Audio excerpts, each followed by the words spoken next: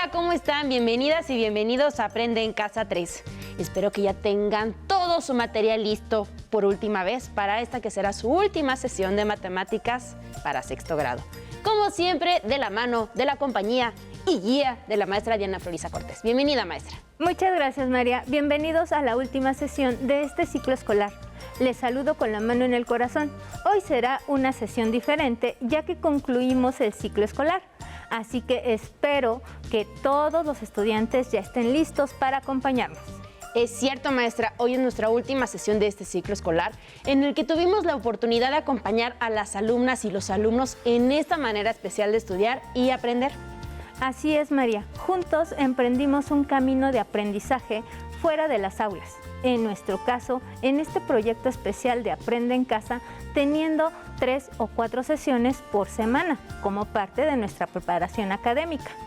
La pandemia por COVID-19 que aún estamos viviendo en todo el mundo ha implicado cambiar completamente la vida escolar. Por una parte, los estudiantes ya no pudimos asistir a clase de manera presencial. Así es, y para los maestros y las maestras también cambió completamente la manera de dar una clase.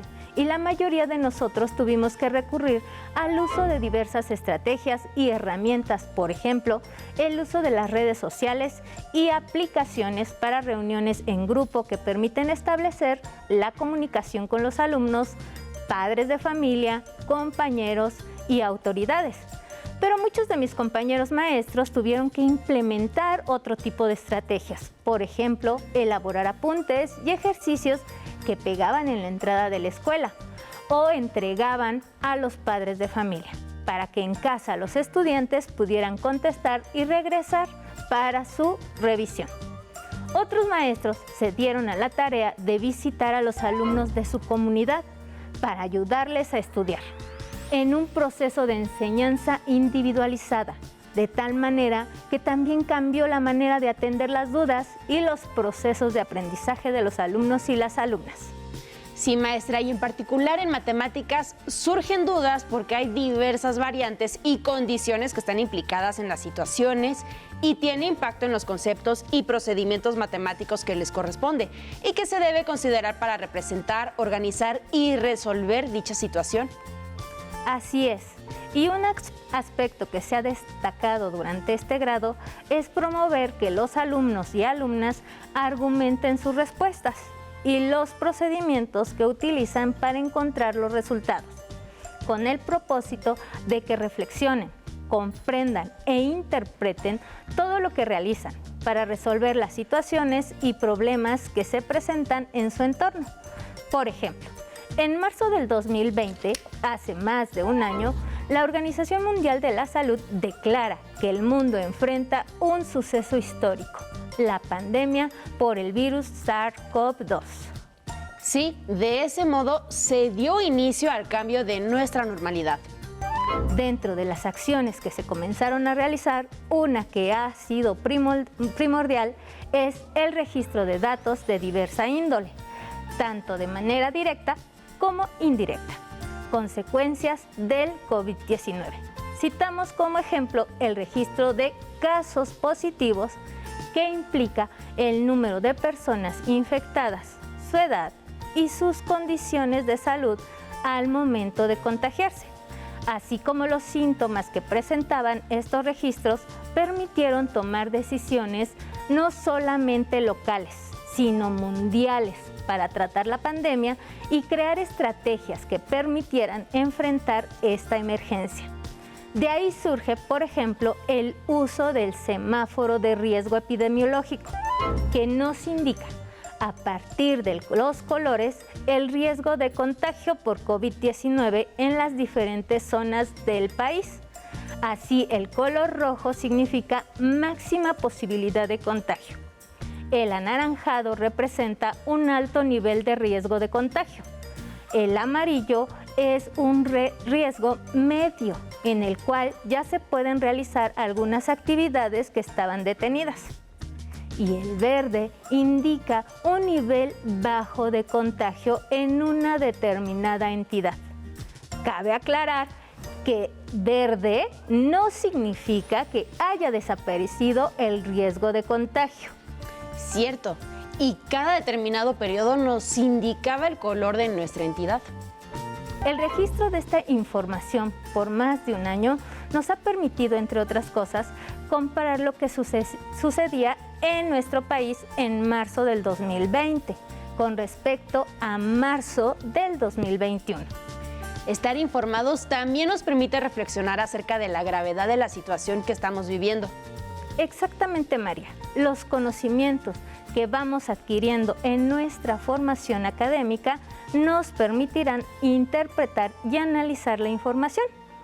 Por ejemplo, si consideramos como datos los informes presentados con respecto al semáforo de riesgo epidemiológico emitidos en distintos momentos de este curso escolar, esperamos que las alumnas y los alumnos de sexto grado, con los conocimientos adquiridos, sean capaces de elaborar una tabla para presentar y organizar la información.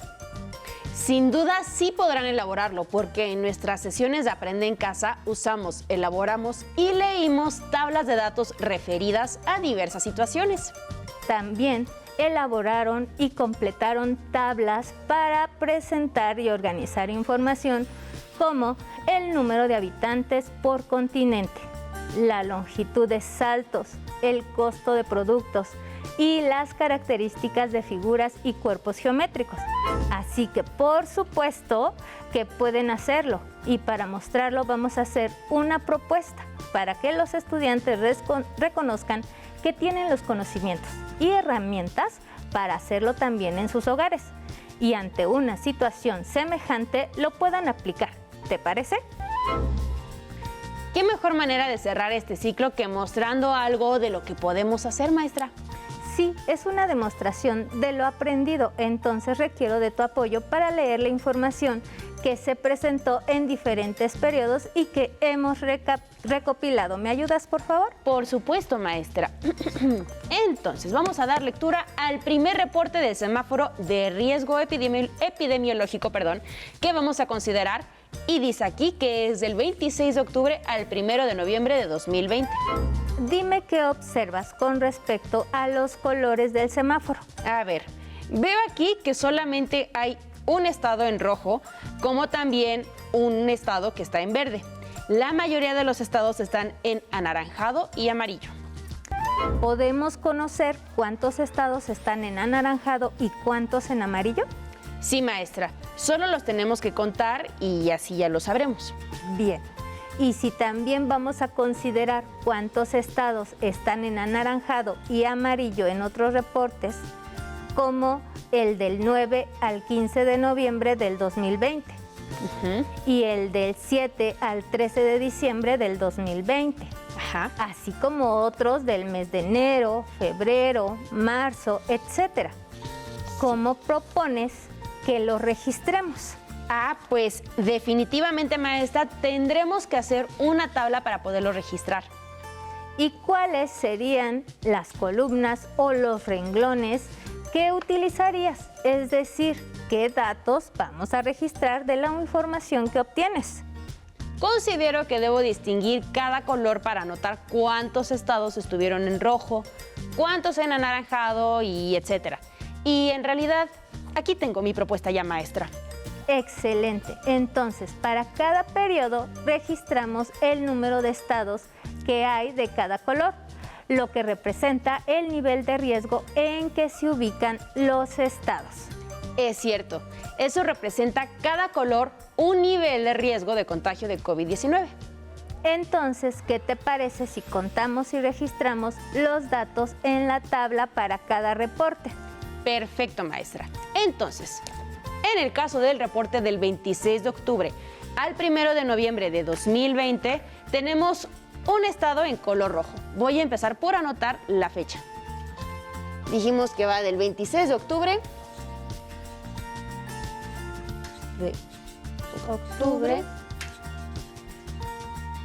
al 1 de noviembre. Abreviado, María. Listo. Listo. En rojo dijimos que teníamos 1. Ok. En color anaranjado dijimos que teníamos 19. Bueno, no dijimos, lo tengo aquí visto en mi mapita. En color amarillo tenemos 11, maestra. Y 1 en verde. Exacto. En el caso del periodo del 7 al 13 de diciembre del 2020, tenemos datos semejantes al periodo anterior. Hay 2 estados en color rojo. Era del 7 al 13 de diciembre, ¿verdad, maestra? Y le vamos a poner aquí abreviado diciembre. Entonces, en rojo tenemos 2. 18 en color anaranjado. 11 en amarillo y 1 en verde. Perfecto. Listo. Y ahora sí ya tenemos ahí nuestra tabla hasta diciembre. Muy bien. Vamos adelante, por favor. Si nos planteamos la pregunta, ¿cuál es el nivel de riesgo que se presentó con mayor frecuencia en México? ¿De qué manera podemos contestar a partir de la información que tenemos organizada en esta tabla? Pues, maestra, comparando y viendo en cada periodo cuál es el color en que están la mayoría de los estados del país. Como recordarás, las medidas de tendencia central, media aritmética, mediana y moda son valores que nos permiten representar un conjunto de datos y nos dan una idea de diferentes aspectos. Lo recuerdo y vimos que podríamos resumir la información a partir del uso de las medidas de tendencia central, como lo presentaron en la cápsula de don Leopoldo y Cupertino, quienes también nos acompañaron en este proyecto junto con Carola y Agustín. Sí, las cápsulas nos presentaron algunas situaciones que también estaban relacionadas con los contenidos que íbamos estudiando, teniendo como referente lo que don Leopoldo y Cupertino nos presentaron, en este caso para dar respuesta a la pregunta ¿cuál es el nivel de riesgo que se presentó con mayor frecuencia en México? ¿A cuál de las medidas de tendencia central hace referencia? Ay, yo sé. A la moda, por lo de la mayor frecuencia. Exacto. Entonces podemos decir que en 5 de los 8 reportes que registramos se tuvo el nivel más alto de riesgo en México. Así es, maestra, ahí lo estábamos viendo en nuestras pantallas. Como ven, estamos aplicando algo de lo que aprendieron en este grado e incluso en grados anteriores, porque ahora concluyen la primaria. Y sin duda, constantemente estamos escuchando y viendo este tipo de información, no solo de la pandemia, sino de diversos temas que se presentan también en forma de tablas y otro tipo de gráficas.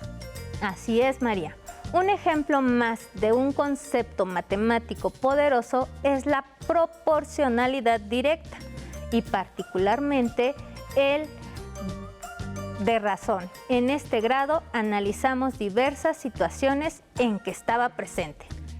Por supuesto, maestra, lo trabajamos cuando comparamos precios de productos y determinamos qué nos conviene comprar o consumir. Bien, lo tienes muy fresco, María, qué bueno, porque incluso nuestro último desafío en el libro de texto trata de comparación de razones. En este caso, vamos a ver de qué manera podemos aplicar lo que aprendimos con respecto a este tema y otros conceptos que están involucrados y que podrán identificar perfectamente. Muy bien, estaré muy atenta. Nuestro libro de texto inicia con el desafío Los continentes en números y ordenamos y comparamos el área de los continentes de la Tierra. Uy, maestra, se fue hasta el principio de nuestras sesiones. Así es, los estudiantes en casa tuvieron que completar una tabla como la siguiente. Y aquí vemos que están ordenados los continentes por el área que ocupan, expresado ese valor claramente en kilómetros cuadrados. Exacto, María. Has leído e interpretado adecuadamente la información. La tabla muestra la extensión territorial de cada continente, ordenados de mayor a menor. Ahora espero que los estudiantes y tú puedan leer lo que les presento a continuación, derivado de esta primera tabla. El valor de 44.900.000 kilómetros cuadrados sobre 150.110.000 kilómetros cuadrados es la relación entre el área del continente de Asia y el total del territorio en nuestro planeta, ¿cierto, maestra? Así es, y esa relación es una razón que está expresada ¿con qué tipo de números? Con fracciones, maestra. ¿Y recuerdas de qué otra manera la podemos expresar? Sí, yo sé, con números decimales. Muy bien. Sí, y otra forma más en la que podemos expresar es con porcentajes. Por lo visto, maestra, las tablas son un recurso que se puede usar para registrar diferentes tipos de datos. Así es una representación que nos permite organizar la información para tener los datos de manera más accesible. Maestra, si eso podemos hacer, entonces, ¿también podemos representar los datos en una gráfica? Sí, podrían estar expresadas tanto las cantidades como las razones y los porcentajes en una gráfica que nos permita observar más claramente esas relaciones, como lo hicimos en el programa del 27 de noviembre del 2020, llamado Interpretación de Gráficas Circulares con la maestra Marta Gabriela, quien también participó con nosotros. Recordemos un poco de esa clase. 2. En la segunda semana se presentó la siguiente gráfica. Tenemos 30, 15, 23, 12 y 20% puestos en su gráfica circular y vienen la misma correspondencia de sabores. La primera pregunta dice, ¿cuál sabor se vendió más esta semana? ¿Cuál sabor se vendió menos? Escribe los sabores que prefieren los niños de esta escuela durante esta semana. Ordénalos de más a menos.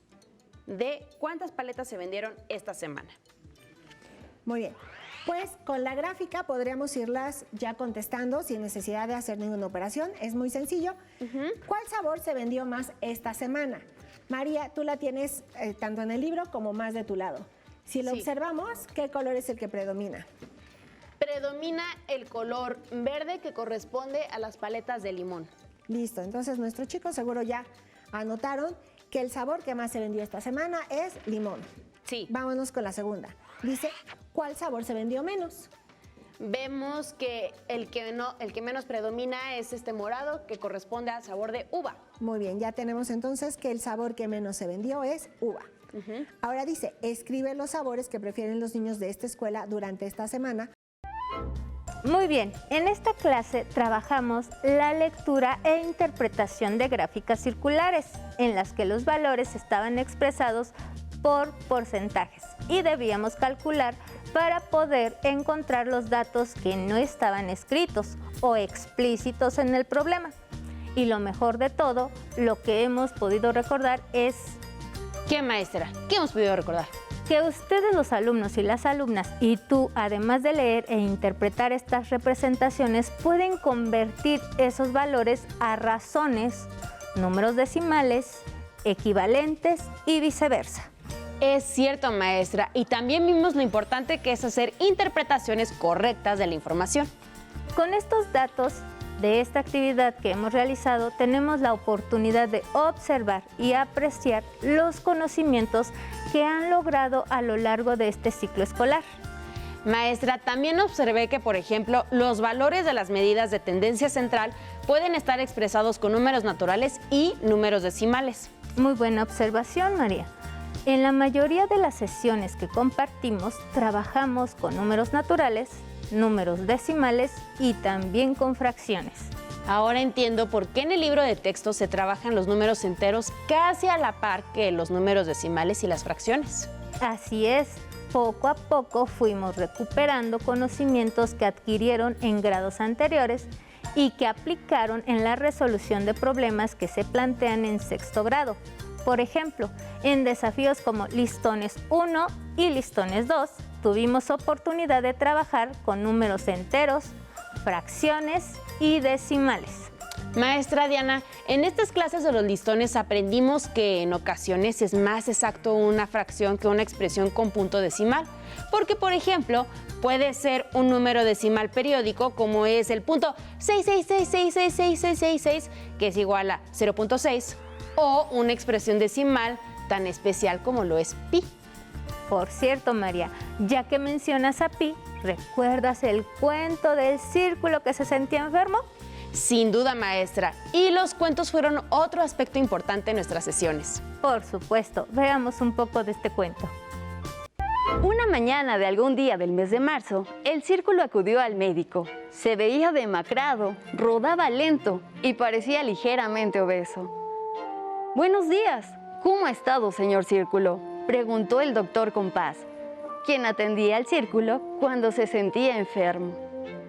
«Verá, doctor, hace varias semanas comencé a sentir mucha ansiedad y está empeorado con el tiempo. Hoy realmente me siento fatal. No sé si mi circunferencia tenga la forma correcta y dudo hasta que mi centro esté bien ubicado», contestó desanimado el círculo. «Muy bien, vamos a revisarlo. Por favor, muéstreme uno de sus arcos», le indicó el doctor Compás al señor Círculo, al tiempo que revisaba que la cuerda fuera menor que el diámetro y el arco estuviera bien delimitado. Bien», exclamó el doctor Compás. «Esto parece estar en orden.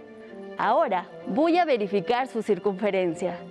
El doctor Compás colocó su aguja en el centro del círculo y giró uno de sus brazos para verificar si la circunferencia estaba bien trazada.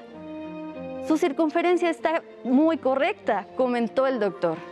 «Todos los radios tocan al centro y al perímetro. Platíqueme un poco más de lo que ha sentido», le pidió el señor doctor al círculo. «Pues verá, doctor, desde que los babilónicos comenzaron a estudiarme, he tenido una pequeña molestia, la cual se agudizó en 1706, cuando el matemático William Jones utilizó por primera vez el símbolo de pi. Pero realmente se ha vuelto insoportable desde que el suizo Leonhard Euler lo popularizó en 1737. Y cada año, cuando se acerca el día 14 de marzo, comienzo a sentir una gran ansiedad y tengo que venir a visitarlo». «No se preocupe», comentó el doctor Compás, sin poder evitar una pequeña sonrisa, al recordar que efectivamente el círculo iba a visitarlo cada año el mismo día. «Tengo el remedio ideal para su malestar. Aunque no le resolverá el problema, sí le hará sentirse mejor sin lugar a dudas». El doctor llamó a su enfermera. «Por favor, mida el diámetro al señor Círculo y compárelo con la medida de su circunferencia». La enfermera hizo lo que el doctor le indicó y le dio el resultado. Verá, según este nuevo instrumento, el diámetro cabe en la circunferencia 3.14, 15, 92, 65, 35, 89, 79, 23... Hasta ahí, señorita, interrumpió el doctor Compás. «Como usted puede darse cuenta, señor Círculo, al dividir el valor de su circunferencia entre el valor del diámetro, se obtiene siempre el mismo número. Por eso se dice que es una constante y que, por cierto, es un número irracional. Es decir, no es exacto ni periódico. Muchas personas han tratado de calcular el valor exacto de pi y han llegado a registrar millones de cifras decimales, pero nadie lo ha logrado. Esta constante es tan famosa que hasta el día de hoy, 14 de marzo, se le celebra. Y es así cada año. Por eso, señor Círculo, es que este día se siente usted así. Para que no sufra esa terrible ansiedad», continuó el doctor Compás, «y con fines escolares, considere usted que el valor de pi es 3.1416. Utilice esta cantidad en todas sus operaciones y todos sus cálculos y verá cómo se sentirá mejor». Agradecemos la participación de los narradores de Alas y Raíces que nos apoyaron para presentar historias relacionadas con los números y las formas que nos permitieron desarrollar nuestra imaginación y acceder a los conocimientos desde otro ángulo. Y además, con lo que estamos recordando, maestra, me doy cuenta por qué usted decía a los estudiantes que era importante continuar con las sesiones de forma constante. Exactamente, llevar la continuidad de las clases es primordial porque algunas sesiones te brindan el conocimiento o las herramientas para poder acceder a un nivel más complejo o a nuevos conocimientos. Y con el recuento que acabamos de realizar, podemos observar que los contenidos de matemáticas van vinculados unos con otros. Por ello es importante retroalimentar y ejercitar nuestro aprendizaje. Podemos encontrar más relaciones que la que acabamos de hacer. Este recorrido solo fue un ejemplo de cómo las matemáticas van complementando y avanzando en el nivel de complejidad. Una recomendación especial que les quiero hacer a los alumnos y a las alumnas es que no olviden lo importante que es comprobar y validar sus respuestas, sean de matemáticas o de cualquier otra asignatura.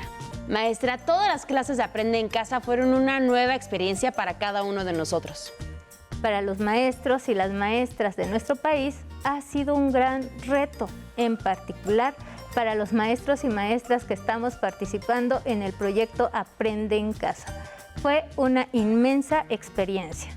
Así es, maestra, pero llegamos a la meta, el cierre de este ciclo escolar tan especial. Un cierre de ciclo escolar especial. Hoy despedimos a los alumnos y las alumnas de sexto grado, ya que ellos continuarán con su formación académica en la secundaria. Deseamos de todo corazón que su trayecto en la escuela secundaria sea exitoso y de mucho aprendizaje. Felicidades, tienen una gran oportunidad de conocer nuevos amigos y amigas y sobre todo continuar el camino para seguir siendo grandes seres humanos. Muchas felicidades a la generación 2015-2021 que egresa de cada una de las escuelas de nuestro país. El equipo de matemáticas sexto grado agradece su disposición de continuar su aprendizaje a través de los programas de Aprende en Casa. Les deseamos éxito y que logren las metas que se han propuesto. Alumnas y alumnos, me despido de ustedes agradecida por la experiencia que vivimos juntos. Cuiden de su salud, así como de las personas que les rodean. María, muchas gracias por el apoyo brindado en este espacio que compartimos por varios meses. También agradezco la participación de Alejandra y Raulito. Alumnas y alumnos, mucho éxito. Maestra Diana, muchas gracias y fue una experiencia muy grata para todos nosotros. Y un gran reto para mí. Así que generación 2015-2021, no se detengan. Mucho éxito. Recuerden que todo empieza con un sueño y los sueños se pueden hacer realidad. Nos vemos, alumnos. Mucho éxito en la secundaria y les mandamos un fuerte abrazo. Muchas gracias, maestra Diana. Muchas gracias, María. Si te es posible, consulta otros libros y comenta el tema de hoy con tu familia. Si tienes la fortuna de hablar una lengua indígena, aprovecha este momento para practicarla y platica con tu familia en tu lengua materna. Por hoy hemos terminado con despedida del ciclo escolar 2020-2021 de Matemáticas sexto grado. Y espero que lo hayan disfrutado tanto como nosotros. Nos vemos, hasta la próxima. A continuación, artes, música. Pero antes, a movernos un poco.